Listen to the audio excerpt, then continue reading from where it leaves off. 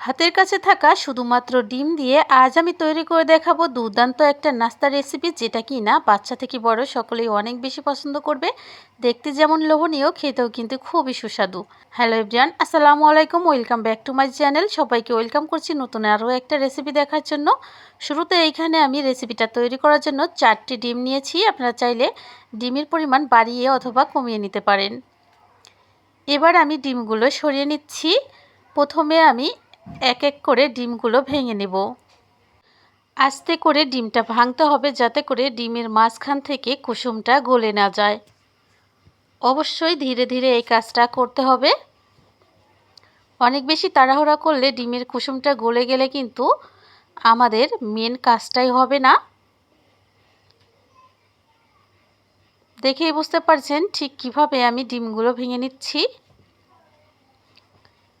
এক এক করে সেম প্রসেসে কিন্তু সবগুলো ডিম ভেঙে নিতে হবে। আমি এক এক করে সবগুলো ডিম ভেঙে নিয়ে তারপর ফিরে আসলাম। দেখেই বুঝতে পারছেন আমি কিন্তু একেবারে নিখুঁতভাবে ডিমগুলো ভেঙেছি। এবার কিন্তু মেন কাজটা করতে হবে। ডিমের কুসুমগুলো এক এক করে তুলে নিতে হবে। খেয়াল রাখতে হবে ডিমের সাদা অংশের সাথে যেন ডিমের হলুদ অংশের কোনোভাবে মিল না হয়। যদি কোনোভাবে হলুদ অংশটা ডিমের সাদা অংশে মিলে যায়, তাহলে কিন্তু রেসিপিটা তৈরি করতে আমাদেরও অনেক বেশি প্রবলেম হবে। তো বন্ধুরা, দেখতে পেলেন এক এক করে কিন্তু খুবই সাবধানে আমি ডিমের কুসুমগুলো তুলে নিয়েছি। এবার আমি ডিমের সাদা অংশটা নিয়ে নিচ্ছি। সাদা অংশটা আমি এবার মূলত ফেটিয়ে নিব। ফেটিয়ে নেওয়ার জন্য একটা চামচ নিয়ে নিচ্ছি। তবে এখানে আরও একটি উপকরণ অবশ্যই ব্যবহার করতে হবে, সামান্য লবণ। আমি যেহেতু এখানে 4টে ডিম ব্যবহার করেছি, আমি 1/4 চা চামচ লবণ দিয়ে দিলাম। লবণের পরিমাণ যা যা স্বাদ মতো দিয়ে দেবেন। এবার আমি কিছুটা সময় নিয়ে ডিমটা ফেটিয়ে নিব। ততক্ষণ ফেটাতে হবে যতক্ষণ না আমাদের ডিম থেকে একটা ফোম তৈরি হয়। তবে আমার প্রায় সময় লেগেছিল কতটুকু অবশ্যই আমি ফেটানো শেষে বলে দিব। তবে এক নাগাড়ে যদি আপনি ডিমটা এইভাবে নাড়তে থাকেন, তাহলে খুব একটা সময় কিন্তু লাগবে না। অল্প সময়ের মধ্যে ডিমের খুব সুন্দর একটা ফোম কিন্তু তৈরি হয়ে যাবে। তো বন্ধুরা, দেখেই বুঝতে পারছেন দেখতে দেখতে কিন্তু আমার ডিমের ফোম প্রায় তৈরি হওয়ার পথে। প্রায় আমার সময় লেগেছিল 7 থেকে 8 মিনিট। এই 7 থেকে 8 মিনিট কিন্তু এক নাগাড়ে এইভাবে চামচ দিয়ে নেড়ে যেতে হবে। এতে করে কিন্তু খুব সহজে খুব সুন্দর একটা ফোম তৈরি হবে। বারবার থেমে গেলে কিন্তু নিচে থেকে আবার ডিমের গুলা আগের মতো আগের পর্যায়ে ফিরে যাবে। দেখতে দেখতে কিন্তু আমার ডিমের ফোমটা একেবারে সুন্দরভাবে তৈরি করা হয়ে গেছে।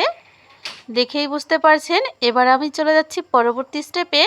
চুলায় একটা কড়া বসিয়ে কড়ার মধ্যে আমি 2 চা চামচ তেল দিয়ে দিচ্ছি। এই রেসিপিটা তৈরি করতে কিন্তু খুব একটা তেলের প্রয়োজন পড়ে না। এবার আমি তেলটা ফ্রাই প্যানে খুব ভালো করে ছড়িয়ে দিচ্ছি। তবে এই কাজটা কিন্তু খুব দ্রুত করতে হবে। ডিমের ফোম তৈরি করে কিন্তু বেশিক্ষণ রাখা যাবে না, তাহলে কিন্তু ডিমটা আগের মতো পর্যায়ে ফিরে আসবে। আমার তেলটা কিন্তু গরম হয়ে গেছে। এবার আমি ডিমের ফোমটা দিয়ে দিচ্ছি। দেখেই বুঝতে পারছেন কিভাবে আমি দিয়ে দিচ্ছি। সুন্দর একটা শেপ দেওয়ার চেষ্টা করছি। এবার এই ডিমের মাঝখানে আমি একটা কুসুম তুলে নিয়েছি, ডিমের মাঝখানে বসিয়ে দিচ্ছি। আপনারা চাইলে বেশি করেও দিতে পারেন। আর এটা দেওয়াতে কিন্তু দেখতে খুবই সুন্দর লাগছে। এবার আমি ঢাকনা দিয়ে ঢেকে 2 মিনিটের মতো স্টিম করে নিব। তবে খুব একটা সময় কিন্তু এভাবে ঢেকে রাখা যাবে না। ফিরে আসলাম 2 মিনিট পর। দেখেই বুঝতে পারছেন আমাদের নাস্তাটা কিন্তু খুব সুন্দরভাবে তৈরি করা হয়ে গেছে। এর থেকে কিন্তু বেশি স্টিম করার প্রয়োজন নেই। তো বন্ধুরা, বুঝতেই পারছেন দুর্দান্ত একটা নাস্তা কিন্তু আমার তৈরি করা হয়ে গেছে। আপনার বাচ্চা যদি খেতে না চায়, তাহলে এরকম নাস্তা কিন্তু তার সামনে তৈরি করে দিতে পারেন। চটজলদি খেয়ে নিবে আপনা আপনি খুব মজা করেই। তো তো আমি নাস্তাটা তৈরি করে তুলে নিচ্ছি একটা প্লেটে। দেখেই বুঝতে পারছেন মাশাআল্লাহ দেখতে হয়েছে, আর খেতেও কিন্তু খুবই সুস্বাদু ছিল। এবার এই নাস্তাটা আমি এক সাইড থেকে একটু কেটে দেখাচ্ছি। নাস্তাটা দেখতে যেমন লোভনীয়, খেতেও কিন্তু খুবই সুস্বাদু ছিল। একবার হলেও তৈরি করে কমেন্ট করে জানাতে ভুলবেন না কেমন লেগেছে। আজ এখানে বিদায় নিচ্ছি, দেখা হবে আগামী পর্বে। সেই পর্যন্ত ভালো থাকবেন, আমার জন্য দোয়া করবেন। এখানে বিদায় নিচ্ছি। আল্লাহ হাফেজ, আসসালামু আলাইকুম।